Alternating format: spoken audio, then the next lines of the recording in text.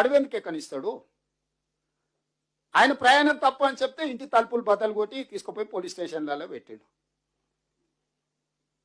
ఈ రోజు కూడా ఏదైతే వీళ్ళు మాట్లాడుతున్నారో, నేను ఉప ముఖ్యమంత్రి గారు ఉత్తమ్ కుమార్ రెడ్డి గారు మిగతా మంత్రుల అనుమతితోటి ఎప్పుడు చెప్తే అప్పుడు చంద్రశేఖరరావు లెటర్ రాస్తే శాసనసభ పిలిచి చర్చ చేద్దాం, వాస్తవాలు అన్ని మాట్లాడదాం. మాట్లాడినాక ఒకవేళ అసెంబ్లీలో చంద్రశేఖరరావు గారికి ఎందుకు వాళ్ళు చంద్రశేఖరరావు గారు కన్విన్స్ చేసిందంటే 100% చంద్రశేఖరరావు గారికి అప్పచెప్తాం. మొత్తం 3 అప్పచెప్తాం. రాబోయే 3 ఏళ్ళు అప్పచెప్తాం. ఏం చేస్తాడు శని? వారం రోజులు కాదు, కాళేశ్వరం ప్రాజెక్టు ఎల్ఎన్టీని లేకపోతే మిగతా వాళ్ళని కాంట్రాక్టర్లను తీసేసి హోల్సేల్గా మేజర్ కాంట్రాక్టర్ కింద ఈయనని ఇచ్చేసి ఈయన కింద వాళ్ళందరిని అపాయింట్ చేసి మొత్తం ఆయనకే అప్పచెప్తాం. ఉన్నోళ్ళందరినీ 60C కింద టర్మినేట్ చేస్తావా, లేకుంటే ఆయన కింద వాళ్ళని చేసి ఈయన మొత్తాన్ని హెడ్ ఆఫ్ ద కాంట్రాక్టర్గా చేసి వాళ్ళందరూ ఆయన దగ్గర పనిచేసిన వాళ్ళు వాళ్ళే కదా. ఆయన కావాల్సిన వాళ్ళు అందరినీ పెట్టుకొని దాన్ని ఎట్లా రిస్టోర్ చేస్తాడో చేయమనుండ్రి.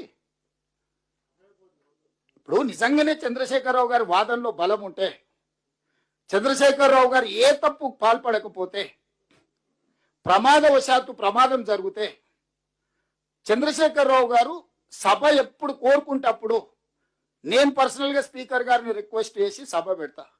వారు కోరుకున్న రోజు శాసనసభ సమావేశాలు ఏర్పాటు చేస్తాం, శాసన మండలి సమావేశాలు ఏర్పాటు చేస్తాం. చంద్రశేఖరరావు గారికి ప్రత్యేక అనుమతి ఇస్తాం మండలికి. వారు పోయి అక్కడ ఉండి మండలి ఉండే సభ్యులను కూడా, లేకపోతే జాయింట్ సెషన్ పెడతాం ఒకటేసారి. స్పీకర్ గారిని కౌన్సిల్ చైర్మన్ రిక్వెస్ట్ చేసి ఎమ్మెల్సీలు ఎమ్మెల్యేలను జాయింట్ సెషన్ పెట్టి ఈ ప్రాజెక్టు మీద కూలంకషంగా చర్చ చేద్దాం వన్స్ ఫర్ ఆల్.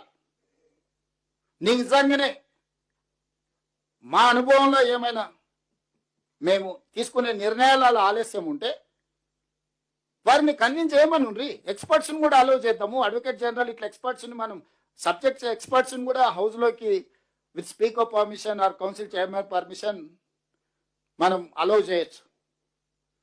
ఎక్స్పర్ట్స్ని అడ్వకేట్ జనరల్ని సభలోకి పిలిచి జాయింట్ సెషన్ ఏర్పాటు చేసి వన్స్ ఫర్ ఆల్ చర్చ చేద్దాం. ఈ ప్రభుత్వం పారదర్శకంగా ఉంది. ఇక్కడ ఉన్న మిత్రులకు నేను స్పష్టంగా చెప్పదలుచుకున్నా, కేసీఆర్ చేసిన తప్పులకు తెలంగాణ ప్రజలకు శిక్ష పడకూడదు. తెలంగాణ ప్రజలు కట్టిన పన్నులు సొమ్ము వృధా కాకూడదు, గోదావరి పాలు కాకూడదు. చాలా ప్రాజెక్టులు కేసీఆర్ కట్టిన వాటిని వినియోగిస్తలేమా? సెక్రటేరియట్ కట్టిన వాడుకుంటూ వదిలేసినామా? తమిళనాడులో అట్లనే కడితే దాన్ని వేరే దానికి ఇచ్చిండ్రు.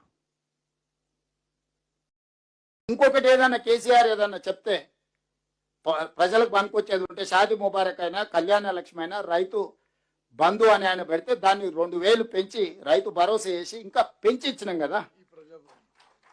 ఇది కూడా ఆయన కోసం కట్టుకుంటే మేము ప్రజల కోసం వాడుతూనే ఉన్నాం కదా. దీన్ని ప్రజాభావం చేసి ప్రజలకు అందరికి అవకాశం ఇచ్చినాం కదా. ఎవరైనా రావచ్చు, ఎవరైనా పోవచ్చు, ఎవరైనా చూడవచ్చు. అయితే సీతక్క దగ్గర లేకపోతే బట్టల దగ్గర షాయద్ అయిపోవచ్చు.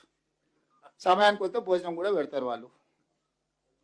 ఎవరిని ఈ గేట్లు ఎప్పుడైనా మూసిండ్రా? ఈ డిసెంబర్ 7, 2023 తర్వాత ఎవరైనా వస్తపోతే చూడాలి. ఎప్పుడైనా గేట్ బంద్ అయిందా? ఆ రోజు గద్దరాన్ని వస్తే గాడ బయట గంటల కొద్ది ఎండ కూర్చోబెట్టారు. మనం వచ్చిన తర్వాత ఇది ఎప్పుడైనా మూత పడ్డదా? నిత్యాన్నదానం జరిగినట్టు ఇక్కడ అందరూ వచ్చిపోతూనే ఉన్నారు కదా. చిన్నది పెద్దది ఏదున్నా ప్రజలకు ఏ రకంగా వాడుకుని ఆయన ఉద్దేశం ఏ ఉద్దేశంతో కట్టినా ప్రజలకు ఉపయోగపడేది ఉంటే ఆ ఉద్దేశాన్ని మార్చినాం తప్ప వినియోగాన్ని ఆపలేదే. నిజంగానే ఇయ్యాల మేడిగడ్డ అన్నారం సుందిల్లా ప్రజలకు ఉపయోగపడేది ఉంటే రాత్రి బోళ్ళాడు పోయి కూర్చొని చేపించి వినియోగించే వాళ్ళము. నిజంగా ఏమి చెయ్యలేని నిస్సహాయ పరిస్థితులు ఉన్నాము, అసహనంగా ఉన్నాము. బాధ కోపం కూడా ఉంది. 1,00,000 కోట్లు పెట్టింది, ఇట్లా అయిపోయింది. నేరగాళ్ళని శిక్షించలేకపోతున్నాం, దీన్ని వినియోగించలేకపోతున్నాం. అధికారం వచ్చి 30 నెలలు అయింది. ప్రజలందరూ వీళ్ళను